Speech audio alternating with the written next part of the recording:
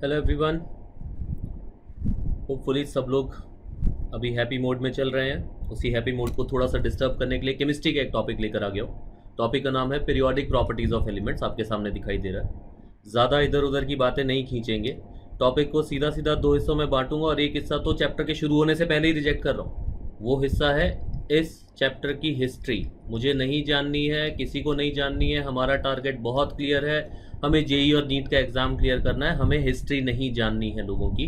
History का मतलब वो कुछ लोग जिन्होंने इस चैप्टर का फाउंडेशन रखा, वो लोग जिन्होंने ये बताया कि पीरियोडिक प्रॉपर्टीज़ क्या क्या हैं, उनका क्या वेरिएशन है, एलिमेंट्स को पीरियोडिक टेबल में कैसे अरेंज करना है, कौन सा एलिमेंट कौन से एलिमेंट के साथ मैच करेगा। तरह तरह के लोगों ने थ्योरीज लगाई। कुछ लोगों ने थ्योरीज लगाई कि भाई मुझे तो एटॉमिक मास के अकॉर्डिंग किसी को अरेंज करना है। एक न्यूलैंड भैया है, उन्होंने आकर तो ये बोल दिया ये तो सारे गामा की तरह से एलिमेंट्स को लगाना है, सारे गामा पाधा नीसा। उन्होंने न्यूलैंड लॉ ऑफ ऑक्टेव्स दे दिया। हमें इन सब चीज़ों में नहीं पढ़ना है। वो जो पुराने हिस्ट्री वाले लोग थे उनमें एक न्यूलैंड आया, हमारे काम का नहीं था। उसके बाद में आया हमारा एक लोथर मेयर कर्व्स को लेकर आया, अगेन हमारे काम का नहीं था। उसके बाद में मैंडलीफ नाम के आदमी ने काफ़ी सिस्टमेटिक अपनी टेबल बनाई। हमने उससे भी कोई फ़ायदा नहीं लिया, क्योंकि ये सारे लोग कहीं ना कहीं इसी झूठ पर अटके हुए थे कि शायद तक एलिमेंट्स की जो आपस में रिलेशन है, एलिमेंट्स जो अभी तक आपने इस चैप्टर पे आने से पहले एटॉमिक स्ट्रक्चर पढ़ा तो सबने देखा कि भाई एटम्स नाम की चीज़ है, एटम्स हैं, एलिमेंट्स हैं, ऑक्सीजन है, नाइट्रोजन है, कार्बन है, दुनिया भर के एटम्स, दुनिया भर के एलिमेंट्स फैले हुए हैं पूरे उसमें। लेकिन उनके बीच में क्या रिलेशन बनाया जाए, उन्हें अरेंज कैसे किया जाए, उन्हें सिस्टमेटिकली अरेंज कैसे किया जाए, इसी के ऊपर सारों की जिद बहस चल रही थी। उसी बीच में न्यूलैंड ने आकर कुछ बोला, मैंडलीफ ने बोला, लोथर मेयर ने बोला, डोबेयर ने आके बोला। हमें उन सब से ज़्यादा इंटरेस्ट नहीं था, क्योंकि हमें एक दिमाग वाला आदमी मिल गया जिसका नाम था मोज़ले। उसने सीधा सीधा ये बता दिया कि जो पीरियोडिक प्रॉपर्टीज़ हैं, जो एटम्स के बीच में रिलेशंस हैं, वो उन एटम्स के एटॉमिक नंबर पर डिपेंड कर रही हैं। इससे पहले के जो जितने भी लोग थे जो इस पे स्टडी कर रहे थे, उन सब का मानना था कि एटम्स की या एलिमेंट्स की प्रॉपर्टीज़ या एलिमेंट्स के बीच में रिलेशन उनके एटॉमिक मासेस पर बेस्ड हैं। हम लोग सीधा बड़े भैया की बात मान रहे हैं, जो बड़े भैया हमें बोल कर गए कि मोज़ले नाम का एक आदमी जो हमें बोल रहा है कि हाँ भाई एटॉमिक नंबर है, इलेक्ट्रॉनिक कॉन्फ़िगरेशन है, एटॉमिक स्ट्रक्चर नाम का चैप्टर तुम पढ़ चुके हो, उसके हिसाब से एलिमेंट्स का अरेंजमेंट करना सीखो। कौन सा एलिमेंट किसके नीचे किसके आगे आएगा, वो सारी चीज़ें मोज़ले ने हमें सिखा दी। तो हम लोग उस पर्टिकुलर हिस्ट्री वाले पार्ट में नहीं जाएंगे। मैं यहाँ पर बात करने आ रहा हूँ कौन से हिस्से की, जो मुझे मार्क्स दिलवा सकता है। देखो भाई सीधी बात है, बनिया बुद्धि से चलने वाला आदमी हूँ। बनिया बुद्धि का मतलब है कम मेहनत लगे और ज़्यादा मेरे मार्क्स आ जाएं, इससे अच्छी कोई बात ही नहीं। मैंने इस चैप्टर को जानबूझ के रेड अलर्ट का नाम दे दिया भाई। रेड अलर्ट कहने का मेरा एक पीछे एक मकसद था। होता क्या है, एग्ज़ाम में लगभग शॉर्ट है, चाहे जेई का एग्ज़ाम दे लो चाहे नीट का एग्ज़ाम दे लो, लगभग शॉर्ट है। ये चैप्टर तुम्हें एक क्वेश्चन देकर ही जाएगा, और जब ये एक क्वेश्चन देकर जाएगा, वो क्वेश्चन दिखने में बहुत आसान लगेगा। दिखने में बहुत आसान लगेगा तो पूरे पूरे चांसेस हैं कि मैं उसमें से 4 नंबर लेकर ही आऊँगा बाहर। लेकिन गड़बड़ सारी ये होती है कि वही क्वेश्चन इतना आसान भी होता है कि बहुत आसानी से मेरी एक गलती करवा लेता है। क्योंकि कई बार हम एक्साइटमेंट में, ये रहा वो एक्साइटमेंट जो तुम्हारे अंदर भी आता है, इस एक्साइटमेंट के चक्कर में ये वाला सीन बन जाता है। बहुत जल्दी से क्वेश्चन किया और बहुत जल्दी से उस क्वेश्चन को गलत किया, और बहुत जल्दी से गलत किया, -1 लेके बाहर आ गए, फिर बैठे रह गए। यानी कि हमें क्या करना है, हम इस टॉपिक को स्टेप बाय स्टेप सीखेंगे। स्टेप बाय स्टेप सीखते सीखते हम क्या करेंगे, हम ना एक ऐसा लॉजिक इस चैप्टर में बना लेंगे जो लॉजिक लगभग हर क्वेश्चन के अंदर हमें सोचना सिखा देगा।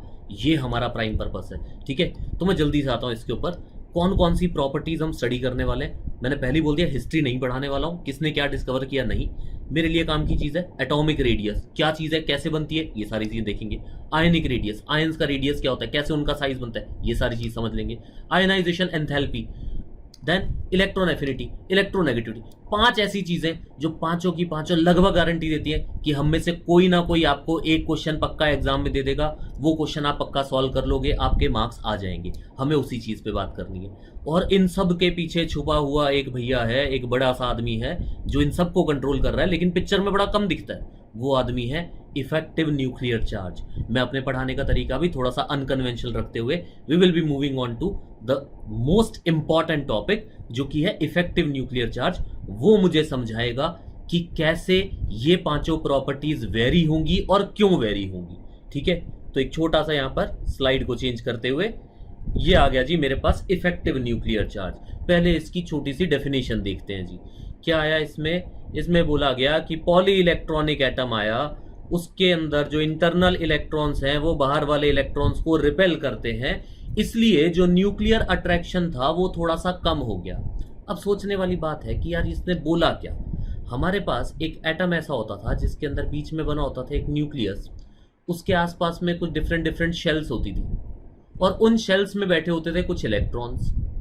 हमें भी पता है जी, इतना एटॉमिक स्ट्रक्चर तो हम पढ़कर आ गए। लेकिन अभी तक की कहानी में शायद हमें कुछ ऐसा लगता था कि ये जो बीच में न्यूक्लियस बैठा है, इस न्यूक्लियस का काम है सारे इलेक्ट्रॉन्स को अंदर की तरफ खींचना। ठीक है जी, बात बिल्कुल सही है, इसका काम है, ये पॉजिटिव चार्ज है, इलेक्ट्रॉन सारे नेगेटिव चार्ज है। अब ये जब इलेक्ट्रॉन्स को अंदर खींच रहा है, तो इलेक्ट्रॉन्स को अंदर खींचते टाइम जो आपस में इलेक्ट्रॉन और इलेक्ट्रॉन है उनकी आपस में लड़ाई भी होगी, क्योंकि दोनों इलेक्ट्रॉन्स ठहरे नेगेटिव चार्ज। तो सारे इलेक्ट्रॉन्स को खींचने का जिम्मा किसके ऊपर? न्यूक्लियस के ऊपर। न्यूक्लियस जी अंदर वाले इलेक्ट्रॉन्स को भी खींचना चाहता है, उसके बाहर वालों को भी खींचना चाहता है, उसके बाहर वालों की भी, मतलब कि ये तो सबको खींचना चाहता है। लेकिन जो इलेक्ट्रॉन्स और इलेक्ट्रॉन्स हैं वो आपस में लड़ाई झगड़ा करेंगे।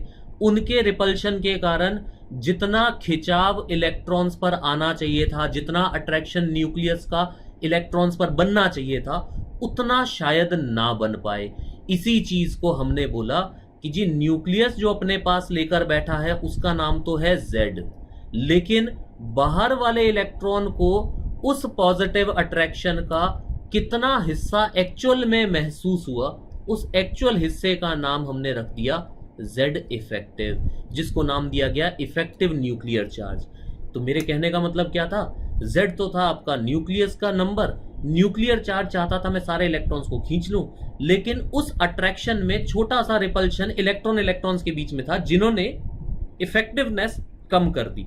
इसका मतलब ये जो सबसे बाहर बैठा हुआ इलेक्ट्रॉन है, इसे ये बीच वाला न्यूक्लियस पूरा ओरिजिनल तरीके से नहीं खींच पा रहा है। जितना इसको खींच रहा है उस खिंचाव का या उस अट्रैक्शन का थोड़ा सा हिस्सा इसके रिपल्शन में वेस्ट होता जा रहा है।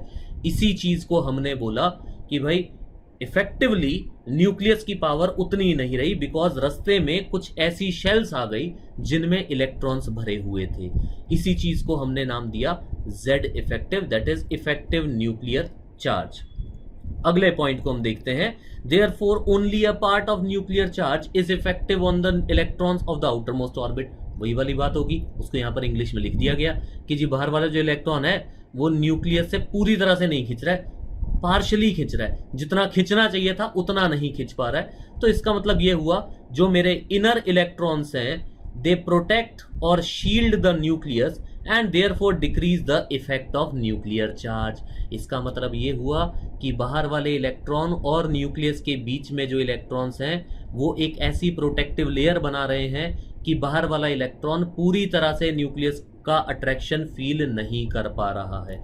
इसी चीज को हमने नाम दिया सिग्मा का, सिग्मा जिसको हमने नाम दिया शील्डिंग कांस्टेंट या स्क्रीनिंग कांस्टेंट। मतलब कि जो आपके इलेक्ट्रॉन्स थे उन अंदर वाले इलेक्ट्रॉन्स ने बाहर वाले इलेक्ट्रॉन्स पे अट्रैक्शन पहुंचने से प्रोटेक्ट किया या शील्ड किया, तो उसका शील्डिंग कांस्टेंट। और Z इफेक्टिव की वैल्यू लिख दी गई कि जो न्यूक्लियर चार्ज है उसमें से आप सिग्मा माइनस कर दो, मतलब कि जितना आपका न्यूक्लियस चार्ज था उस न्यूक्लियस चार्ज में से थोड़ा सा हिस्सा जो रास्ते में वेस्ट हो गया उसको आप यहां पर माइनस कर दो। ठीक है, तो यहां पर एक स्लेटर नाम का आदमी आया जिसने ये समझाया हमें कि भाई सिग्मा कैसे कैलकुलेट करना है। अभी हम कैलकुलेशन में बहुत ज्यादा नहीं उतरेंगे, लेकिन हमें एक रफ आइडिया लग चुका है कि न्यूक्लियस और इलेक्ट्रॉन्स के बीच में अट्रैक्शन है। बोर बड़ी ईमानदारी से और बहुत होशियारी से एटॉमिक स्ट्रक्चर का चैप्टर हमें समझा गया। जहां पर उसने मुझे फॉर्मूला दिया कि भाई वहां पर तो ना कूलम्बिक फोर्स ऑफ अट्रैक्शन है। क्या था Coulombic force of attraction? Q1Q2/r²। उसने मुझे ये समझा दिया कि ठीक है, न्यूक्लियस जो होता है वो इलेक्ट्रॉन को अट्रैक्ट करता है, बात खत्म। लेकिन उसने मुझे वो सारी कहानी बताई एक प्रोटॉन और एक इलेक्ट्रॉन, या फिर एक न्यूक्लियस और एक इलेक्ट्रॉन के बारे में। उसने ये नहीं समझाया जब एक से ज्यादा इलेक्ट्रॉन्स आएंगे तो क्या होगा। तो स्लेटर ने आके ये समझा दिया मुझे कि जब आपके पास मल्टीपल इलेक्ट्रॉन्स हैं तो आप हर इलेक्ट्रॉन को एक जैसे तरीके से अट्रैक्ट नहीं कर सकते न्यूक्लियस की तरफ।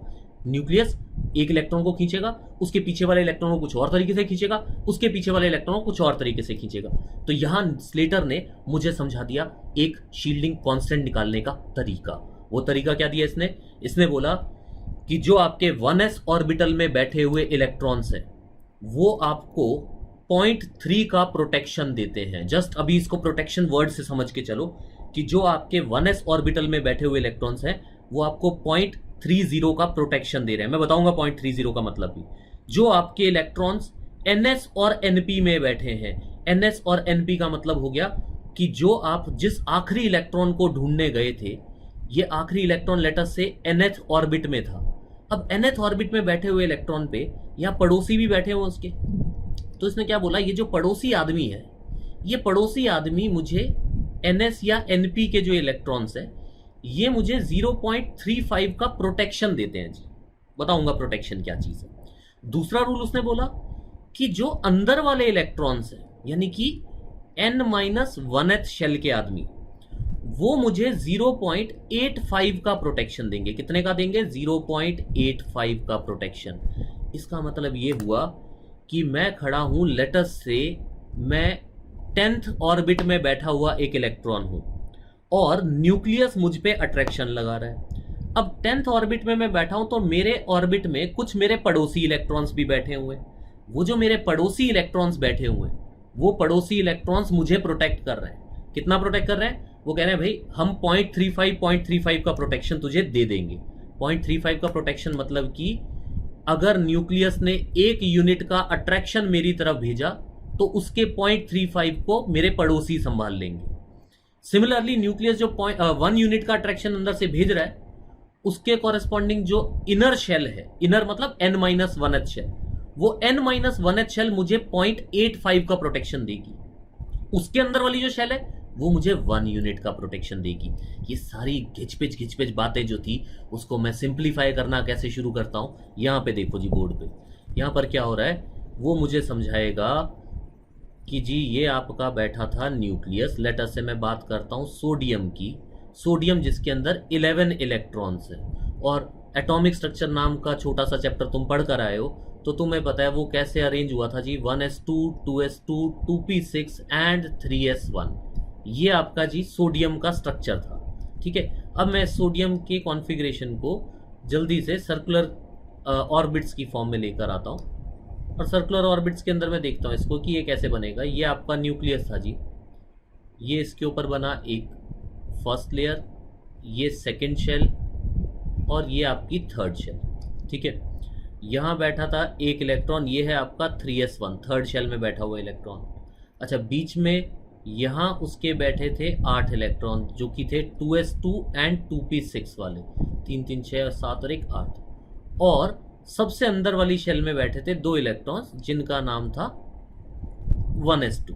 ओके, अब स्लेटर मुझे क्या बोलता है स्लेटर कहता है कि आप इस इलेक्ट्रॉन पर चेक करो कि कितना प्रोटेक्शन टोटल में इस इलेक्ट्रॉन को मिल रहा है। मतलब कि ये न्यूक्लियस सबको खींच रहा है, इस आखिरी इलेक्ट्रॉन को कितना खींच रहा है ये पता करना है। तो उसके लिए आप पता कर लो कि इससे प्रोटेक्शन कितने लेवल का मिला, कौन से ग्रेड की सिक्योरिटी इसको मिल रही है। तो मैंने देखा जी जो आखिरी इलेक्ट्रॉन है उस आखिरी इलेक्ट्रॉन की शेल में कोई पड़ोसी नहीं है।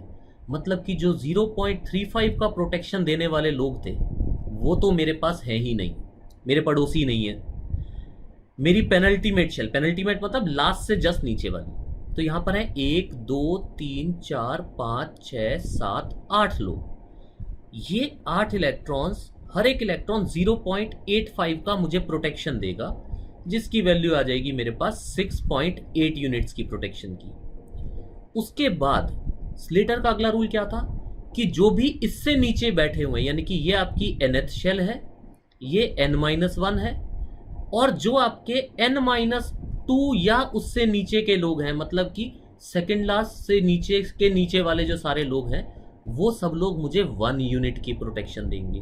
यानी कि 2 ऐसे इलेक्ट्रॉन्स बैठे हैं जो मुझे 1 यूनिट की प्रोटेक्शन देंगे, that means 2 unit of protection. Total protection जो मुझे मिल गई, वो टोटल प्रोटेक्शन मुझे मिल गई है यहाँ पर 8.8 यूनिट्स की। अब जब 8.8 यूनिट्स की मुझे प्रोटेक्शन मिल चुकी है, उधर से मेरा जो न्यूक्लियस था वो मेरे ऊपर अट्रैक्शन लगाने वाला था 11 यूनिट्स का, मतलब कि 11 प्रोटॉन्स उसके न्यूक्लियस में छुप कर बैठे थे। उन 11 प्रोटॉन्स में से 8.8 को तो मैंने जैसे तैसे न्यूट्रलाइज कर दिया, या मैंने उनके इफेक्ट को कैंसिल आउट कर दिया। यानी कि इफेक्टिवली सोडियम के आखिरी इलेक्ट्रॉन पे लगने वाला Z इफेक्टिव कितना निकल के आया, 2.2। ये पीरियोडिक प्रॉपर्टीज का सबसे पहला और सबसे खास इफेक्ट कह लो इसको, सबसे खास, इसको आप बोल सकते हो कि सबसे खास प्रॉपर्टी कह लो, आप कह लो एक ऐसा फैक्टर जो लगभग पूरी केमिस्ट्री के बहुत सारे हिस्से को कंट्रोल करने की पावर रखता है। Z इफेक्टिव बहुत कॉमनली मिस्टेक भी करते हैं बच्चे। कैलकुलेशंस यहाँ एग्ज़ाम का हमारा हिस्सा नहीं बनती हैं, लेकिन हाँ हमें ये समझना है कि हम कौन से इलेक्ट्रॉन पे कितना प्रोटेक्शन लगा रहे हैं और उस प्रोटेक्शन से उस इलेक्ट्रॉन या उस एटम से जुड़ी हुई प्रॉपर्टीज़ कैसे बदल सकती हैं। ये मैंने एक छोटा सा हिस्सा जानबूझ के पहले इंट्रोड्यूस किया, ताकि अब जब मैं एक्चुअल पीरियोडिक टेबल, जैसा भी आप जिस भी इंस्टीट्यूट में जहाँ पर भी जो भी टेक्स्ट बुक यूज़ करते हो, तो हर जगह पढ़ते हो भाई पीरियोडिक प्रॉपर्टीज़ ट्रेंड में शुरू होती हैं। एटॉमिक साइज, एटॉमिक रेडियस, आयनिक साइज, हम उन सबको तो पढ़ेंगे, लेकिन मैंने जानबूझ के एक ऐसा फंडामेंटल बेस इंट्रोड्यूस कर दिया ताकि अब जब मैं फ्यूचर में ये वर्ड बार बार यूज़ करूँगा तो आपके लिए एक एलियन वर्ड का नाम नहीं रहेगा। दोबारा से सुन लो, Z इफेक्टिव भगवान टाइप का फोर्स है, भगवान टाइप का फैक्टर है, पूरे चैप्टर को कंट्रोल करेगा, बार बार कंट्रोल करेगा, बार बार अपनी प्रेजेंस अपने को दिखाता रहेगा। तो बड़े ध्यान से इस चीज़ को हम फॉलो करते हुए चलेंगे। अब यहाँ से हम आगे बढ़ते हैं अपनी प्रॉपर्टीज़ पे, जो कि सबसे कॉमन एक डेफिनेशन आई। क्या है पीरियोडिक प्रॉपर्टीज़? पीरियोडिक प्रॉपर्टीज़ को अगर मैं जनरलाइज भाषा में लेना चाहूँ, पीरियोडिक प्रॉपर्टीज़ का मतलब हर कुछ देर बाद चीज़ों का बदल जाना या एक जैसा हो जाना। ठीक है, केमिस्ट्री से बाहर आते हैं, बकवास सब्जेक्ट है, हम नॉर्मल लाइफ की बात करते हैं। नॉर्मल लाइफ के अंदर आप देखते हो कि आपने रोड पर ट्रैवल करना शुरू किया और आपको पता चला कि 50-60 किलोमीटर के बाद में कुछ भाषा में चेंज आ गया, और 50-60 किलोमीटर गए तो कुछ और लैंग्वेज या खाने पीने में फ़र्क आ गया, कुछ और गए तो ऐसा ही फ़र्क कहीं और आ गया, फिर और आगे गए और आगे गए, करते करते छोटे छोटे चेंजेस आते जा रहे हैं। वो जियोग्राफिकल चेंजेस भी हैं, वो आपके क्लाइमेट चेंजेस भी हैं, वो खाने पीने के चेंजेस भी हैं, वो बोलचाल के चेंजेस भी हैं। कुछ ऐसे ही चेंजेस एलिमेंट्स में आते हैं जैसे जैसे उनका एटॉमिक नंबर बढ़ता रहता है। जैसे जैसे वो अपने एक पीरियोडिक टेबल में हम लेफ्ट टू राइट मूव करना शुरू करते हैं, तो हर एलिमेंट की प्रॉपर्टीज़ में छोटे छोटे चेंजेस आते हैं।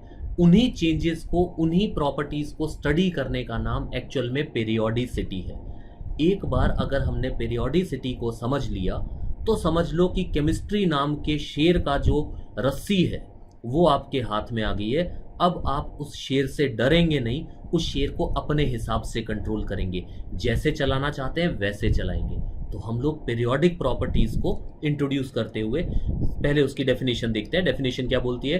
The properties which are directly और indirectly related to electronic configuration. यही वो टॉपिक था जहां पर एटॉमिक स्ट्रक्चर नाम का जो आपका पिछला टॉपिक था वो खत्म किया जाता है। इलेक्ट्रॉनिक कॉन्फ़िगरेशन, कैसे 1s 2s 2p में आपने इलेक्ट्रॉन्स फिलअप किए, Pauli, aufbau, Hund's rule of multiplicity, कुछ ऐसे रूल्स बने जिन्होंने आपको इलेक्ट्रॉन्स फिलअप करना सिखा दिया एटम्स के अंदर।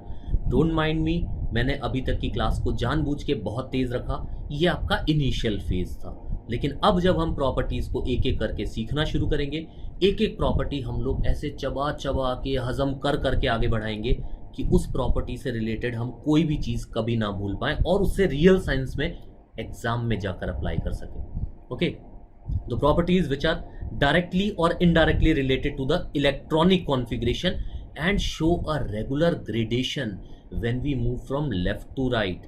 यानी कि अगर हम लेफ्ट टू राइट, एक पीरियोडिक टेबल का जनरल आइडिया है, कैसे एक बॉक्स होता था, उसमें तरह तरह के एलिमेंट्स को अरेंज कर रखा होता था। मैं पीरियोडिक टेबल ड्रॉ करने या याद करवाने नहीं आया हूँ, है ना। यहाँ पर कुछ एलिमेंट्स लगे होते थे, लेफ्ट टू राइट मूव करोगे उनकी प्रॉपर्टीज बदलेंगी, टॉप से बॉटम जाओगे प्रॉपर्टीज बदलेंगी।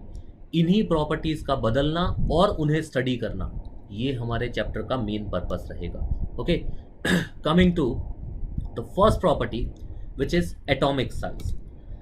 अब एटॉमिक साइज को लेकर एक बड़ा कॉमन सा एक फंडा आता है। लोग सोचते हैं कि एटम क्या है, एक छोटी सी बॉल है, और बॉल है तो उसको मेजर कर लेंगे, उसका रेडियस मेजर कर लेंगे। भाई सबसे पहली चीज़, केमिस्ट्री और फिजिक्स में एक भारी भरकम अंतर है। फिजिक्स की चीज़ें ऐसी हैं जो हमारी रियल लाइफ में हमें दिख रही हैं, हमारी आंखों को दिख रही हैं, और हम उन्हें मेजर कर रहे हैं, फिजिकल वर्ल्ड में मेजर कर रहे हैं, है ना। जैसे मान लो मैंने आपको एक छोटी सी एक बॉल दे दी, तो उस बॉल का रेडियस आप रियल लाइफ में निकाल सकते हो, उसको स्केल से उसको नाप सकते हो, उसका पेरीमीटर पता कर सकते हो, उसको वर्नियर कैलिपर में लगा के उसका रेडियस पता कर सकते हो। आपके पास इंस्ट्रूमेंट्स हैं मेजर करने के। लेकिन यहाँ हम बात कर रहे हैं एक एटम की। एक एटम को कभी मत सोचना कि एटम को जो है जी मैं तो वर्नियर कैलिपर में फंसा के उसका रेडियस निकाल लूंगा या स्केल के पास रख के निकालूंगा ना। एटम ऐसा नहीं होगा। एटम ठहरा क्वांटम की दुनिया का आदमी। तो वहाँ पर हम ये तो कह नहीं सकते कि एटम का साइज सीधा उसका रेडियस मेजर करने से आ जाएगी। तो हम पहले आइडिया लगाते हैं जी एटम है क्या चीज़। एटम था हमारा कि एक न्यूक्लियस है जी, और न्यूक्लियस के आसपास में कुछ इलेक्ट्रॉन्स का क्लाउड है, और वो क्लाउड जितना दूर तक फैल सकता था हमने फैला दिया। और हम क्या करेंगे, हम एक वैसा डिस्टेंस पता करने की कोशिश करेंगे कि सेंटर ऑफ द एटम से उसके आउटर मोस्ट पॉइंट तक का अगर हम डिस्टेंस किसी तरीके से पता कर लें तो वो हमारा एटॉमिक रेडियस होगा। ठीक है, अब एटॉमिक रेडियस के लिए हमारे पास तरह तरह के कंसेप्ट्स आए। कंसेप्ट्स कैसे आए, जैसे सबसे पहले आया एक टर्म जिसको नाम दिया गया कोवेलेंट रेडियस। अब कोवेलेंट रेडियस का मतलब क्या है जी, दो एटम्स लो, उन एटम्स को बोलो आपस में बॉन्ड बना लो। ठीक है जी, बॉन्ड बना लेते हैं। अब होगा क्या, आपके पास न्यूक्लियस तो एक ऐसी चीज है जो कि एक सॉलिड कोर है, इसको तो आप बड़ी जल्दी से ना डिटेक्ट कर सकते हो। ये तो आपके इलेक्ट्रॉनिक सिग्नल में आपको दिखाई देगा, या आपके जो भी आप स्पेक्ट्रोस्कोपी वगैरह हम सब करते हैं, हमें पता चलेगा जी सेंटर पे पूरा का पूरा एक डेंस पॉजिटिव चार्ज बैठा हुआ है। लेकिन ये जो आसपास का क्लाउड है ना, ये पता नहीं कहाँ तक फैला हुआ है। हम इसका अंत नहीं ढूंढ पाएंगे, ये नहीं बता पाएंगे कि कहाँ तक फैला हुआ है। तो हम क्या करते हैं, हमने एक छोटी सी ट्रिक बनाई कि ऐसा करो जी, दो एटम लाओ, लेट अस से ये एक एटम ए है, एक ऐसे ही एक दूसरा एटम ए लाओ, और इन दोनों एटम्स को आपस में कोवेलेंट बॉन्ड बनाने के लिए मजबूर कर दो जी। इन दोनों को बोलो एक दूसरे के साथ बॉन्ड बना लो जी। ठीक है जी, बॉन्ड बना लिया। बॉन्ड बनाने के बाद इसका न्यूक्लियस यहाँ बैठा है, इसका न्यूक्लियस यहाँ बैठा है, दोनों के न्यूक्लियस के बीच का डिस्टेंस निकालो और उस डिस्टेंस का नाम दो इंटर न्यूक्लियर डिस्टेंस। और उस इंटर न्यूक्लियर डिस्टेंस को जब आप हाफ कर दोगे तो आप कह सकते हो कि मैंने इस इंटर न्यूक्लियर डिस्टेंस का आधा निकाल लिया। आधा मतलब कि वो ऑलमोस्ट एटॉमिक रेडियस की बात कर सकता हूं। जैसे कि इसने लिखा यहाँ पर half A B is equal to R covalent, मतलब कि एक्स और एक्स नाम के या ए और ए नाम के दो एटम्स लाए, उन दोनों एटम्स को आपस में मर्ज कर दिया। मर्ज मतलब कि उनके बीच में एक कोवेलेंट बॉन्ड बना दिया, और अब जो उनके बीच का डिस्टेंस था, दोनों के न्यूक्लियस के बीच का डिस्टेंस, उस डिस्टेंस को मैंने बिल्कुल आधा किया और उस आधे डिस्टेंस को मैंने कोवेलेंट रेडियस का नाम दे दिया। ये मेरे पास रेडियस निकालने का पहला मेथड है। वो लोग जो कि कोवेलेंट बॉन्ड्स बना सकते हैं, ऐसे लोगों के लिए मैंने कोवेलेंट रेडियस निकालने की एक टेक्निक बनाई। ओके, ऐसा ही एक दूसरा रेडियस आया जिसको नाम दिया गया वॉन डेर वाल रेडियस। अब वॉन डेर वाल रेडियस क्या था, उसके लिए थोड़ा सा हमें इस वॉन डेर वाल भैया से बात भी करनी पड़ेगी। हमें ये पूछना पड़ेगा कि भाई तुम हो कौन, तुम क्या करना चाह रहे हो, तुम कौन सा रेडियस निकालना चाह रहे हो। तो वॉन डेर वाल का कहना था कि कुछ ऐसे भी लोग होंगे जो शायद कभी आपस में बॉन्ड ना बना पाए, जैसे कि नोबल गैसेस, जैसे कि हीलियम और हीलियम। मुझे पता है हीलियम एक इनर्ट गैस है, तो हीलियम के पास कोई चांस नहीं है कि वो बेचारा हीलियम और हीलियम के साथ बॉन्ड बना सके। या मेरे पास कोई नियॉन आ गई तो नियॉन और नियॉन आपस में बॉन्ड नहीं बना पाएंगे, मैं ऐसी चीज़ को चेक नहीं कर पाऊंगा। तो वॉन डर वाल ने बोला कि जो लोग बॉन्ड्स नहीं भी बना सकते हैं उनके भी एटम्स को अगर आप एक बॉक्स में छोड़ दोगे, इधर उधर रैंडमली घूमते रहेंगे वो, तो घूमते घूमते कोई ना कोई मिनिमम डिस्टेंस वो ज़रूर अप्रोच करेंगे या कोई ना कोई मिनिमम डिस्टेंस ऑफ अप्रोच वो अचीव करेंगे। एक ऐसा सबसे कम वाला डिस्टेंस आएगा जिस टाइम पर दो एटम्स सबसे ज़्यादा पास आ गए, बॉन्ड नहीं बना रहे लेकिन मिनिमम डिस्टेंस, बार बार हम उनके इन न्यूक्लियस पे नज़र रखे हुए हैं, हम इनको नोट करते जा रहे हैं। और मैंने देखा एक ऐसा टाइम आया जब दोनों के न्यूक्लियस के बीच का डिस्टेंस एक मिनिमा टच कर गया। उस मिनिमा के डिस्टेंस को जब मैंने आधा किया तो ये वाला जो अब ये रेडियस निकल कर आ रहा है, इसको मैंने दिया वॉन डर वाल रेडियस का नाम।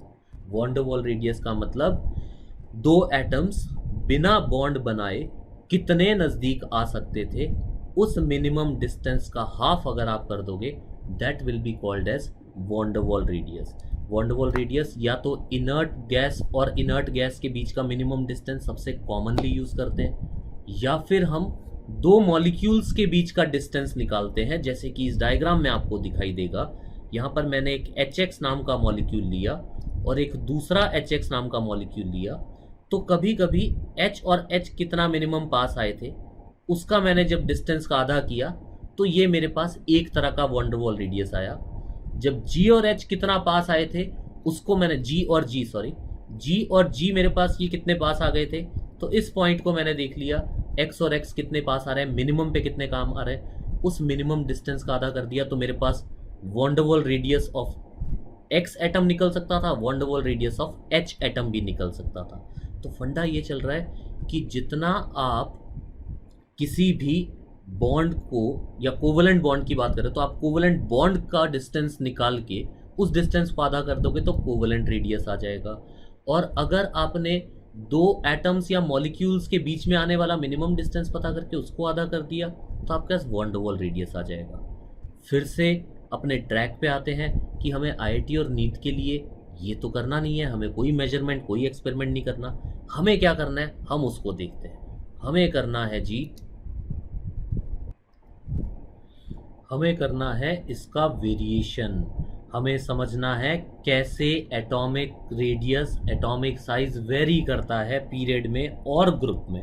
हम दोनों चीज़ें देखते हैं। पहले मैंने देख लिया कि जी क्या कुछ हो सकता है, क्या कैसे कैसे आपके पास वेरी कर सकता है।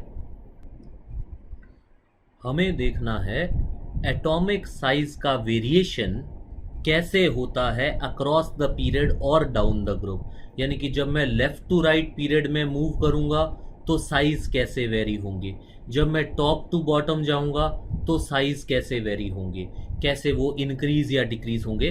तो हमें इस चीज को स्टडी करना है। ये है हमारी periodicity of the first property of elements, जो कि हमने नाम दिया एटॉमिक रेडियस या एटॉमिक साइज। कोवेलेंट रेडियस कैसे निकाला, वॉन डर वाल रेडियस कैसे निकाला, वो सब हमारी मेजरमेंट टेक्निक्स है, हमारी टेंशन नहीं है वो, क्योंकि हमें कैलकुलेशंस नहीं करनी है, हमें एक्सपेरिमेंट्स नहीं करने हैं, हमें तो एग्जाम में पहले मार्क्स लेकर आने हैं, उसके बाद हायर स्टडीज में देखेंगे।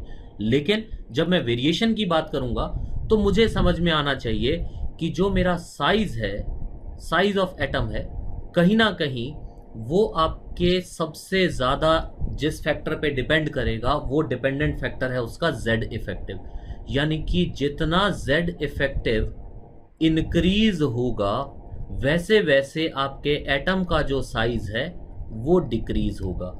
अभी की क्लास के बाद ये भी कंफर्म हो जाएगा कि केमिस्ट्री में भैया एक्सेप्शंस नहीं होते हैं, सिर्फ दिमाग के छोटे छोटे भ्रम होते हैं। अगर वो भ्रम खत्म हो जाए तो एक्सेप्शंस अपने आप खत्म हो जाएंगे केमिस्ट्री के। ओके, तो मेरे पास यहाँ पर निकल कर आया कि मैं कैसे Z इफेक्टिव के ऊपर डिपेंडेंट साइज की स्टडी करता हूँ। देखो अब ध्यान से देखो, मैं जानबूझ के ग्रुप नंबर 2 से शुरू करता हूँ, यानी कि उस ग्रुप के अंदर आ गया मेरा lithium, beryllium, boron, carbon, nitrogen, oxygen, fluorine. Inert elements को अभी छोड़ दो, अभी हम उनकी बात नहीं कर रहे, हमें नहीं अभी इनर्ट की बात करनी। अभी हम बात करेंगे ग्रुप नंबर 2 से लेके ग्रुप नंबर 17, यानी कि सेकंड ग्रुप से 17th ग्रुप, फर्स्ट ग्रुप से 17th ग्रुप तक के जो लोग हैं, फर्स्ट ग्रुप से लेके 17 तक, 1 से 17 ग्रुप हमारे काम का ग्रुप है। 18th ग्रुप यानी कि इनर्ट एलिमेंट्स अलग से स्टडी कर लेंगे, वो वैसे भी हमारे ज्यादा काम अभी नहीं आएंगे। ठीक है, तो हम लोग बात करते हैं across the period left to right. सबसे पहले मैं एक जनरल स्टेटमेंट देता हूं कि atomic size decreases when moving from left to right in a periodic table. It's a general statement, बड़े आराम से अप्लाई भी करते हैं, यूज भी करते हैं, क्वेश्चंस में भी डालते हैं, याद भी करते हैं, सब कुछ करते हैं। लेफ्ट टू राइट चलने से एटॉमिक साइज कम होता है, इसमें कोई दो राय नहीं होनी चाहिए। क्यों कम होता है, कैसे कम होता है, उसका लॉजिक देखते हैं। मेरे पास अगर मैं लिथियम की कॉन्फ़िगरेशन लिखता हूं तो लिथियम की आउटर मोस्ट कॉन्फ़िगरेशन है 2s1, बेरिलियम आता है 2s2, बोरॉन पहुंच जाता है 2s2 2p1, कार्बन पहुंचा 2s2 2p2 and so on. बड़े कमाल की एक कोइंसिडेंस कह लो इसको कि आपके हर एलिमेंट के अंदर, जो सेकंड पीरियड के अंदर हम स्टडी कर रहे थे, तो हर एलिमेंट के अंदर एक एक इलेक्ट्रॉन ऐड होता जा रहा है जैसे जैसे मैं कदम बढ़ा रहा हूं, और एक एक इलेक्ट्रॉन ऐड हो रहा है तो उसके न्यूक्लियस में एक एक प्रोटॉन भी ऐड हो रहा है। और इसका मतलब ये हुआ कि जो उसकी z वैल्यू है वो हर कदम पे एक एक यूनिट बढ़ती जा रही है, और जैसे जैसे मैं आगे बढ़ रहा हूं वैसे वैसे एक एक इलेक्ट्रॉन भी बढ़ता जा रहा है। इसका मतलब ये हुआ जी, z इफेक्टिव का वेरिएशन तो मुझे स्टडी करना ही पड़ेगा। अब जो मैं z इफेक्टिव का वेरिएशन स्टडी करने लगता हूं तो चूंकि मेरे सारे इलेक्ट्रॉन्स आउटर मोस्ट शेल में ही ऐड होते जा रहे हैं, तो एट ईच स्टेप, ये बड़े ध्यान से देखना, at each step z increases by 1 unit. z में 1 यूनिट का इंक्रीमेंट आ रहा है हर बार, हर कदम पे। लिथियम का एटॉमिक नंबर 3 था, अगले नंबर बढ़ा, बेरिलियम 4, बोरॉन 5, कार्बन 6, हर कदम पे z की वैल्यू एक एक यूनिट बढ़ती जा रही है।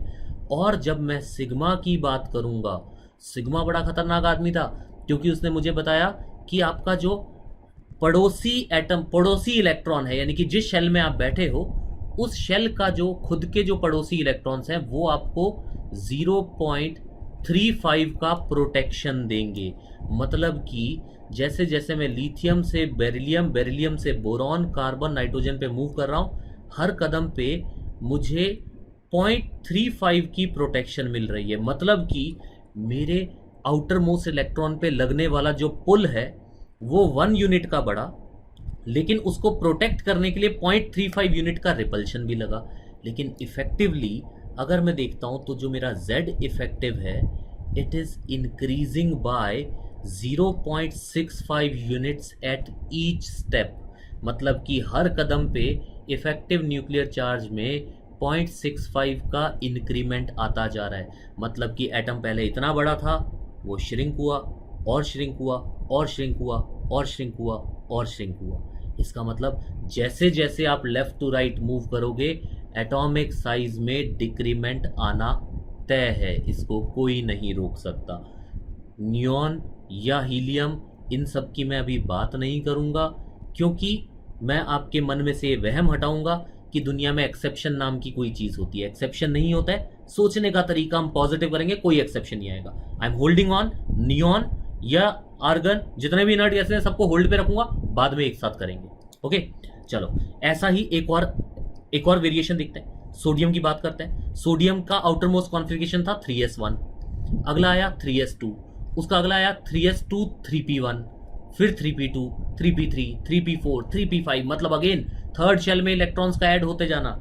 अगर आपका इलेक्ट्रॉन सेम शेल में ऐड हो रहा है तो सेम शेल में ऐड होके वो आपको 0.35 का प्रोटेक्शन दे सकता है, जबकि z हर कदम पे एक एक यूनिट का इंक्रीमेंट ले रहा है। मतलब कि z में आ रहा है 1 यूनिट का इंक्रीमेंट, प्रोटेक्शन में आ रहा है 0.35 यूनिट का इंक्रीमेंट। मतलब कि इफेक्टिवली आपका z effective left to right बढ़ता जा रहा है, साइज डिक्रीज होता जाएगा। मेरा पहला जनरल स्टेटमेंट आ चुका है, atomic size decreases from left to right.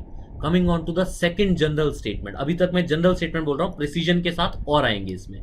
Second general statement दूंगा, atomic size increases, atomic size increases down the group. ये बड़ा मजेदार स्टेटमेंट है। Down the group atomic size बढ़ जाता है। डाउन द ग्रुप कैसे बढ़ जाता है? जैसे जैसे आप ऊपर से नीचे उतरते आ रहे हो, हर कदम पे आप एक नई शेल ऐड कर रहे हो, एक न्यू शेल हर कदम पे ऐड कर रहे हो। जैसे कि आप लिथियम से सोडियम पे आए तो आपने थर्ड शेल इंट्रोड्यूस कर दी, पोटेशियम पे आए फोर्थ शेल, रुबीडियम पे आए फिफ्थ शेल, सीजियम पे आए सिक्स्थ शेल। जितनी बार आप नई नई शेल इंट्रोड्यूस करोगे उतनी बार एटॉमिक साइज में इंक्रीमेंट तो होगा ही होगा। यानी कि मैं कह सकता हूं कि when I am moving down the group तो जेड इफेक्टिव वर्ड जो है वो बहुत ज़्यादा सिग्निफिकेंट नहीं रहेगा। I will call it as not significant when I am moving down the group. Down the group पे तो ठीक है भाई, जेड बड़ा था, जेड इफेक्टिव बड़ा था, लेकिन एक नया घर ही बना दिया, एक नई शेल बना दी, और नई शेल का रेडियस बहुत बड़ा था, तो एटम का साइज तो अपने आप बढ़ जाएगा। उसमें जेड इफेक्टिव का कोई दोष नहीं है। अट्रैक्शंस बड़े थे, इलेक्ट्रॉन्स बड़े थे, प्रोटॉन्स बड़े थे, लेकिन भाई एक नई कॉलोनी बना दी ना आपने, एक नया पूरा का पूरा एक और सर्कमफेरेंस उसमें जोड़ दिया। इसका मतलब ये हो गया आपके पास एटम का साइज तो बड़ा होना ही है जब आप डाउन द ग्रुप जा रहे हो, विद फ्यू एक्सेप्शंस। यहां बात करते हैं एक्सेप्शन की, जो कि मैं बता रहा हूं केमिस्ट्री में फैलाया हुआ भ्रम है। एक्सेप्शन नाम की चीज नहीं है। अगर मुझे लॉजिक समझ में आ जाए कि ये साला एटॉमिक साइज है क्या चीज यार, क्या चीज मेजर कर रहे हैं, कैसे वेरी कर रही है, समझ में आ जाए ना, अगर इसका लॉजिक समझ में आ जाए तो मैं बता रहा हूँ केमिस्ट्री में रट्टा नहीं मारना पड़ेगा, केमिस्ट्री में एक्सेप्शन याद नहीं करने पड़ेंगे। तो चलो थोड़ी सी कहानी को हम लेकर जाते हैं आपके ही एक पुराने चैप्टर में, और उस पुराने चैप्टर का नाम था आपका एटॉमिक स्ट्रक्चर। आप इस नाम के एक चैप्टर को जानते थे, एटॉमिक स्ट्रक्चर, जिसने चैप्टर के लास्ट तक आते आते आपको थोड़ा सा समझाया कि जी कुछ ऑर्बिटल्स नाम की चीज़ें होती हैं, उन ऑर्बिटल्स के तरह तरह के शेप्स होते हैं। इन्हीं बीच में एक खराब से भैया आए थे जिनका नाम श्रोडिंगर था, उन्होंने आकर हमें बड़ा नचा दिया एकदम से कि भाई वेव नेचर है, कुछ वेव फंक्शन है, प्रोबेबिलिटी है, वगैरह वगैरह। देखो बहुत काम की चीज़ें हैं, आईआईटी एडवांस में पक्का उसके ऊपर क्वेश्चन आएगा, लेकिन हमें पहले बेस तैयार करना है, फाउंडेशन तैयार करनी है। मैं उस ऑर्बिटल्स में से एक छोटी सी चीज़ बाहर निकाल रहा हूँ। वो छोटी सी चीज़ मेरी है कि उन ऑर्बिटल्स के कुछ शेप्स थे, उनके शेप्स थे, उनकी कुछ पेनेट्रेशन पावर्स थी। ठीक है, पेनेट्रेशन का मतलब सिंपल भाषा में बोलूँ तो पेनेट्रेशन का मतलब है कौन सा ऑर्बिटल कितनी चमचागिरी कर सकता है न्यूक्लियस की, कितना चिपक कर रह सकता है न्यूक्लियस के साथ, कितना उसका close boy, close student, close friend बन के रहने की कोशिश करता है न्यूक्लियस के। तो उस पेनेट्रेशन पावर में हमें समझ में आता था कि S orbital, P orbital, D orbital और एफ ऑर्बिटल का एक ऐसा सीक्वेंस, ये हमें एटॉमिक स्ट्रक्चर में पढ़ाया गया था। The penetration power of orbitals in a shell, यानी कि अगर किसी शेल में s electrons, p electrons, d electrons और एफ इलेक्ट्रॉन्स हैं, तो उन इलेक्ट्रॉन्स में से एस इलेक्ट्रॉन्स न्यूक्लियस के पास रहने की कोशिश करते हैं, फिर पी, फिर डी और फिर एफ। इसी को अगर मैं उनके शेप से समझूं तो मुझे पता चलेगा, मुझे इसको भी रट्टा नहीं मारना था, शेप में सब कुछ छुपा हुआ था। एक एस ऑर्बिटल का शेप था स्फेरिकल, मतलब कि बीच में न्यूक्लियस बैठा है, यूनिफॉर्मली उस क्लाउड को या उस वेव फंक्शन को अपनी तरफ ड्राइव कर सकता है, मतलब कि एक सिमेट्रिक अट्रैक्शन। जो पी था it was a kind of dumbbell shape, मतलब कि जो इलेक्ट्रॉन की जो क्लाउड था, इलेक्ट्रॉन की जो प्रोबेबिलिटी थी वो न्यूक्लियस के अराउंड एक डम्बल की शेप में थी, मतलब कि इफेक्टिवनेस ऑफ अट्रैक्शन उतनी अच्छी नहीं रहेगी इन इलेक्ट्रॉन्स पे, इन क्लाउड्स पे। दूसरी खास बात, पी ने थोड़े से गैप छोड़ दिए, थोड़े से गैप का मतलब लीकेज के लिए जगह छोड़ दी है। ये लीकेज बड़ा इंपॉर्टेंट पार्ट है, क्या लीक होने वाला है उसकी बात करेंगे। उसके बाद आया मेरा एक जनरल, एक कोई भी डी ऑर्बिटल लेता हूँ तो डी ऑर्बिटल एक डबल डम्बल होता था, this is D, this is S and this is P. तो डी ने और ज़्यादा लीकेज के लिए स्पेस छोड़ दिया। अब लीकेज के लिए स्पेस का मतलब क्या है, जो आपके एस इलेक्ट्रॉन्स थे उन्होंने एटम को बहुत अच्छे से कवरिंग दी, बहुत अच्छे से उनको सराउंड किया। पी ने शायद उतना अच्छे से न्यूक्लियस को शायद उतना अच्छे से सराउंड नहीं किया। एस इलेक्ट्रॉन्स ने न्यूक्लियस को बहुत प्यार से सराउंड किया, बहुत सिमेट्रिकली सराउंड किया, उसकी लेयरिंग बहुत अच्छी कर दी, प्रोटेक्शन कर दी उसकी, उसके चार्ज को, उसकी पावर को, उसके पॉजिटिव चार्ज को बाहर की दुनिया में लीक नहीं होने दे रहा। लेकिन वहीं आपका जो पी है वो थोड़े से गैप छोड़ देते हैं। इसका मतलब मैं कह सकता हूं कि पी इलेक्ट्रॉन्स उतनी अच्छी शील्डिंग नहीं कर पाते जितना अच्छा एस इलेक्ट्रॉन कर सकता था। सिमिलरली डी ऑर्बिटल ने तो इतने सारे गैप्स छोड़ दिए कि उसने न्यूक्लियस के चार्ज को बाहर की दुनिया में लीक होने दिया। इसका मतलब मैं एक नए टॉपिक पे एंटर हुआ, या मैं कहूँ मैं एक पुराने टॉपिक को नई डेफिनेशन के साथ लेके आ रहा हूँ। आज से जेड इफेक्टिव के सोचने का तरीका बदल दूंगा मैं। क्या तरीका कर दूंगा? अभी तक जेड इफेक्टिव था कि जी न्यूक्लियस अंदर खींच रहा है, इलेक्ट्रॉन रिपेल करके बाहर जाना चाह रहा है। इन दोनों चीज़ों के कारण जेड इफेक्टिव बना। Z minus something is Z effective. आज मैं एक नई एनालॉजी दे रहा हूँ। लेट अस से मेरे पास एक बॉल है, उस बॉल को मैग्नेट बोल देता हूँ। देयर इज अ मैग्नेट, एक स्फेरिकल मैग्नेट मेरे हाथ में है। उस मैग्नेट के बाहर मैंने कुछ बाहर की दुनिया में ऑल पिन्स, कुछ आयरन की छोटी छोटी फिलिंग्स रखी हुई हैं। तो ये मैग्नेटिक बॉल उन आयरन बॉल्स को, उन छोटे छोटे आयरन के टुकड़ों को अट्रैक्ट करेगी। This is a normal condition.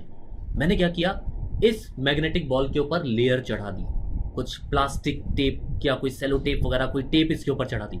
जैसे ही मैं इसके ऊपर कोई टेप चढ़ा दूंगा, अब इसकी उन आयरन फिलिंग्स को अट्रैक्ट करने की पावर थोड़ी सी तो कम हो ही जाएगी, क्योंकि इसके ऊपर एक प्रोटेक्टिव लेयर आ रही है। मैंने उस लेयर को और मोटा कर दिया। अब उस बाहर वाले आयरन की नेल्स को, आयरन के पार्टिकल्स को खींचने की पावर मैग्नेट की और कम हो गई। मतलब कि मैग्नेट तो उतना ही पावरफुल था, लेकिन जैसे जैसे उसके ऊपर प्रोटेक्शन चढ़ रहा है, वैसे वैसे उसकी आयरन पार्टिकल्स खींचने की टेंडेंसी कम होती जा रही है।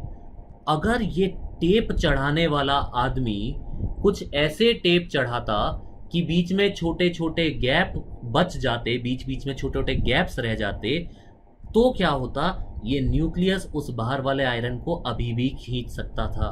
कुछ ऐसा ही काम किया।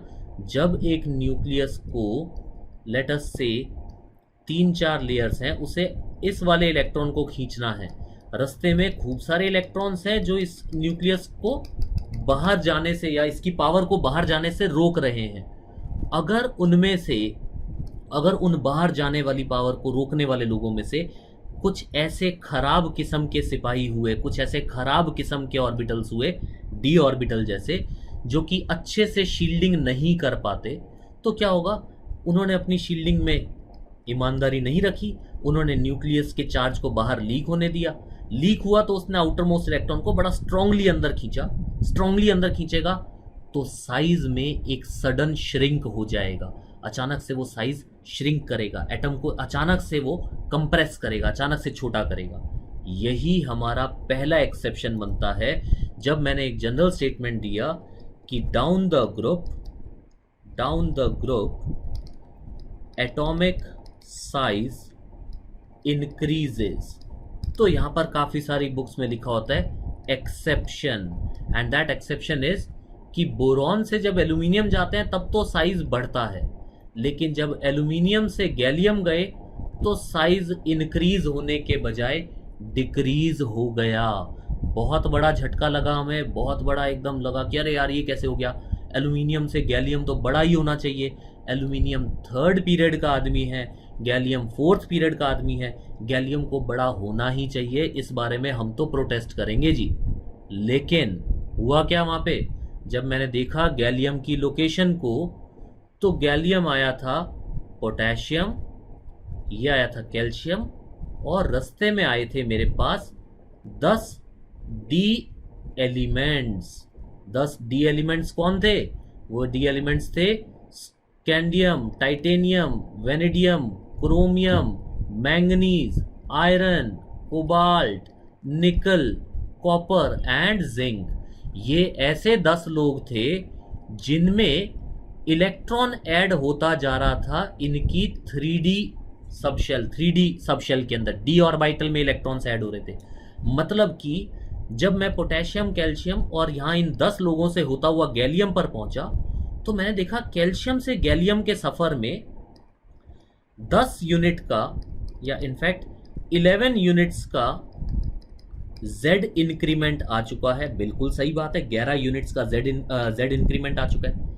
और मेरे 10 सिपाही भी तो इंट्रोड्यूस हुए हैं, 10 इलेक्ट्रॉन्स भी इंट्रोड्यूस हुए हैं, कोई दिक्कत नहीं है। 11 विलन है, 11 प्रोटॉन्स हैं जो मेरे आउटर मोस्ट इलेक्ट्रॉन को खींचना चाहते हैं। तो रास्ते में प्रोटेक्ट करने के लिए 10 इलेक्ट्रॉन्स भी पैदा हुए हैं, वो भी मुझे कुछ तो डिफेंड करेंगे। लेकिन प्रॉब्लम क्या थी, इन डी इलेक्ट्रॉन से, ये जो 10 इलेक्ट्रॉन्स थे, ये निकले कमज़ोर सिपाही, मतलब इन्होंने शील्डिंग की बहुत ही कमज़ोर। जैसे ही इन्होंने कमज़ोर शील्डिंग की तो गैलियम को अचानक से बहुत ज़्यादा जेड इफेक्टिव फील हुआ, उसे बहुत ज़्यादा अट्रैक्शन एक साथ फील हुआ। जैसे ही उसे बहुत सारा अट्रैक्शन एक साथ फील हुआ तो सडनली उसका साइज कंप्रेस हो गया, वो उम्मीद से छोटा हो गया। यही कारण था, लोगों ने उसको बोला कि एल्यूमिनियम से गैलियम आने में एक्सेप्शन आ गया, साइज इंक्रीज होने के बजाय डिक्रीज हो गया। लेकिन अगर मुझे लॉजिक समझ में आ रहा है कि यार वो डिक्रीज एक एक्सेप्शन नहीं था, एक ऐसा इवेंट हुआ था जिसके कारण ऐसी अनहोनी हो गई। यहाँ पर प्रॉब्लम ये थी कि फर्क तो और लोगों को भी पड़ा था। और कौन से लोग थे? सिलिकॉन से जब मैं जर्मेनियम में आया तो कार्बन से सिलिकॉन में इंक्रीमेंट आया था, सिलिकॉन से जर्मेनियम में बहुत छोटा सा इंक्रीमेंट आया। लोगों की आदत क्या होती है, एक कंपनी के अंदर उन्होंने देखा यार 10 लोग काम करते हैं, एक आदमी की सैलरी कम हो गई, 9 लोगों की सैलरी बढ़ गई, तो कहेंगे ये जो 10, ये एक आदमी है ना, ये एक्सेप्शन है, बाकी सबका तो पैसा बढ़ गया, इसका पैसा कम हो गया, ये एक्सेप्शन है। भाई एक्सेप्शन नहीं था, कंपनी को झटका लगा था, कंपनी के बिजनेस को झटका लगा था। उसने सभी लोगों की सैलरी जितनी बढ़ानी चाहिए थी उतनी नहीं बढ़ाई है, बहुत थोड़ी थोड़ी इंक्रीमेंट की है। और एक आदमी बेचारा जो था बलि का बकरा बना, उसकी सैलरी तो कट भी गई। इसका मतलब वो एक्सेप्शन नहीं था, एक्सेप्शन तो वो सारे ही लोग थे, उन सारे लोगों में एक्सेप्शन आ गया था। किसी को 10% का इंक्रीमेंट मिलना था, 10% के बजाय 5% मिला, किसी को 20% मिलना था, उसकी जगह उसको 6% इंक्रीमेंट मिला। मतलब फर्क सबकी लाइफ में पड़ा, लेकिन लोगों ने एक्सेप्शन को याद रखा। तो फंडा क्या था, ये जैसी ये जो डी की जो नई दुनिया इंट्रोड्यूस हुई थी, अभी इससे पहले तक डी इंट्रोड्यूस हुआ ही नहीं था, क्योंकि डी का पहली बार इंट्रोडक्शन हुआ स्कैंडियम वाली लिस्ट के अंदर। तो जब पहली बार डी इंट्रोड्यूस हुआ तो गैलियम को बड़ा झटका लगा। उस गैलियम का झटका इतना बड़ा था कि उसका साइज श्रिंक होके एल्यूमिनियम से छोटा हो गया। जर्मेनियम को भी वो झटका लगा, लेकिन जर्मेनियम इस दुनिया से थोड़ा दूर हो चुका है, यानी कि गैलियम के बाद जर्मेनियम आया था, तो जर्मेनियम को वो झटका थोड़ा सा कम लगा, उतना बड़ा झटका नहीं लगा जितना कि गैलियम को लगा। उसके बाद अगला नंबर किसका आना था जी? अगला नंबर आना था आर्सेनिक का। आर्सेनिक को झटका और कम लगा, क्योंकि मेरे धमाके की साइड तो ये थी ना, डी का इंट्रोड्यूस, डी का धमाका तो यहाँ हुआ था, तो डी के धमाके का सबसे ज़्यादा फर्क किसके ऊपर पड़ा? गैलियम के ऊपर। लेकिन जर्मेनियम और आर्सेनिक पर भी थोड़ा थोड़ा फर्क पड़ा, बस वो एक्सेप्शन नहीं बने, तो लोगों ने एक्सेप्शन के नाम पर इसको डाल दिया। नाउ यू कैन सी, इस एक्सेप्शन के पीछे का लॉजिक है the introduction of D electrons for the first time. ये आपके एक्सेप्शन का रीज़न बना। अगर रीज़न समझ में आ गया, आपको एक्सेप्शन कभी परेशान नहीं कर सकता। ओके, इसी में एक बार और एक्सेप्शन आया। वो एक्सेप्शन कहाँ पर आया? जब मैं गया स्कैंडियम की नीचे वाली सीरीज़, टाइटेनियम की नीचे, ऐसे ये डी की सीरीज़ थी। इसी सीरीज़ में आप पीरियोडिक प्रॉपर्टीज़, अगेन मैं पीरियोडिक टेबल नहीं पढ़ा रहा हूँ, तो यहाँ पर एक बार लेंथेनम इंट्रोड्यूस हुआ, और लेंथेनम के बाद में इंट्रोड्यूस हुए 14F एलिमेंट्स। ऐसे ही यहाँ पर इंट्रोड्यूस हुआ एक्टीनियम। एक्टीनियम के बाद फिर से आए क्या?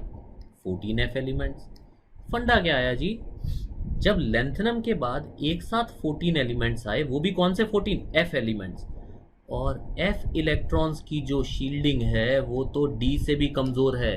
वो तो इतने कमज़ोर सिपाही हैं कि वो खड़े हो या ना हो कोई फ़र्क ही नहीं पड़ता, वो शील्डिंग देते ही नहीं है। आलसी आदमी है, कोई प्रोटेक्शन नहीं देते। मतलब कि लेंथेनम के बाद में जो अगले एलिमेंट्स आए, यहाँ पर 3 एलिमेंट्स आए, उन तीनों एलिमेंट्स में भी डाउन द ग्रुप साइज वैसे बढ़ना चाहिए था। स्कैंडियम के अगले वाले में बढ़ता है, उसके अगले वाले में बढ़ता है, टाइटेनियम के नीचे वाले में बढ़ता है, उसके अगले वाले में बढ़ने के बजाय कम हो गया। ये आप देखते हो जर्कोनियम से हैफनियम के बीच में। हमें हालांकि पीरियोडिक प्रॉपर्टी के सारे एलिमेंट्स याद नहीं करने हैं, लेकिन जब एक्सेप्शन की बात चल पड़ी है तो एल्यूमिनियम से गैलियम तो ठहरा पॉपुलर एक्सेप्शन, लेकिन उस पॉपुलर एक्सेप्शन के साथ में थोड़ा बहुत हलवा बन गया है, खिचड़ी बन गई है यहाँ पे नोट्स की। थोड़ा सा यहाँ पर मैं साफ कर रहा हूँ। यहाँ पर क्या होगा, ये जो आपके टाइटेनियम के नीचे का एलिमेंट और उसके नीचे का एलिमेंट, अपनी पीरियोडिक टेबल में चेक करना, वेनेडियम के नीचे का एलिमेंट और उसके नीचे का एलिमेंट, क्रोमियम के नीचे का एलिमेंट और उसके नीचे का एलिमेंट, आपको पता चलेगा यहाँ पर आपके लोग आएंगे हैफनियम, टेंटलम एंड एक और एलिमेंट आएगा आपका टंगस्टन। इन लोगों के अंदर आपको दिखाई देगा कि ये लोग भी जो होना चाहिए था वैसा नहीं कर पाए। क्यों? क्योंकि इनमें भी ऊपर से नीचे ऊपर से नीचे ऊपर से नीचे इनसे पहले एक धमाका हुआ है 14 F एलिमेंट्स का। उन F लोगों ने इतनी कमज़ोर शील्डिंग की कि अचानक से Z इफेक्टिव बहुत ज़्यादा बढ़ गया, बहुत ज़्यादा बढ़ गया, साइज़ में श्रिंक आ गया, दुनिया की नज़र में एक्सेप्शन बन गया। एक्सेप्शन से ज़्यादा इम्पॉर्टेंट है उसकी एप्लीकेशन। ऐसा क्यों हुआ? तो मुझे जनरल स्टेटमेंट पहले क्या समझ में आता है कि लेफ़्ट टू राइट चलने में एटॉमिक साइज डिक्रीज होता है। रीज़न, Z इफेक्टिव इंक्रीज होता जा रहा है। टॉप टू बॉटम में एटॉमिक साइज इंक्रीज होता है। अब की बार मेरा रीज़न है न्यू शेल एडिड। स्टार लगा देता हूं। स्टार इसलिए लगाया कि यहाँ पे आपको एल्यूमिनियम से गैलियम आने का रास्ता थोड़ा सा पूछा जाता है कि एल्यूमिनियम से गैलियम में जी क्या खास हुआ, तो हम उसको बता सकते हैं एल्यूमिनियम से गैलियम में हमारी जो उम्मीद थी उसके अगेंस्ट काम हो गया। Instead of increment in the size वो डिक्रीमेंट इन द साइज पर चला गया। तो ये हमारी पहली प्रॉपर्टी बनी एटॉमिक रेडियस या एटॉमिक साइज की। अगली क्लास के अंदर एक सीरीज ऑफ क्लासेस आएंगी। अगली क्लास के अंदर हम देखेंगे इसी एटॉमिक साइज को आगे बढ़ाते हुए हम जाएंगे आयनिक रेडियस या आयनिक साइज पे, आयनिक साइज और उसके वेरिएशंस। उसके बाद में हम जाएंगे आयनाइजेशन एनर्जी पे। और आप ध्यान रखना, बार बार इस वीडियो को देखना। शुरुआती हिस्सा जिसमें मैंने आपको Z इफेक्टिव समझाया है, मैं उसी हिस्से को बार बार अप्लाई करूंगा और ये प्रूव कर दूंगा केमिस्ट्री में एक्सेप्शंस नहीं है, लॉजिक्स है। वो लॉजिक आपको पकड़ना सिखा दिया अगर, आप कहीं पर मात नहीं खाओगे। चाहे IIT का एग्जाम हो, चाहे JEE मेंस हो, चाहे JEE एडवांस हो, चाहे नीट हो, आप केमिस्ट्री के अंदर मात नहीं खाओगे, इसकी गारंटी ले रहा हूँ। ओके, तो वेट करते हैं अगली क्लास तक का। अगली क्लास से पहले इस वाली क्लास को रिवाइज करके रखोगे, दैट्स ऑल। और कुछ नहीं पढ़ना है, कुछ नहीं करना है, बेसिक्स के साथ चलेंगे। Okay, thanks to all, thank you.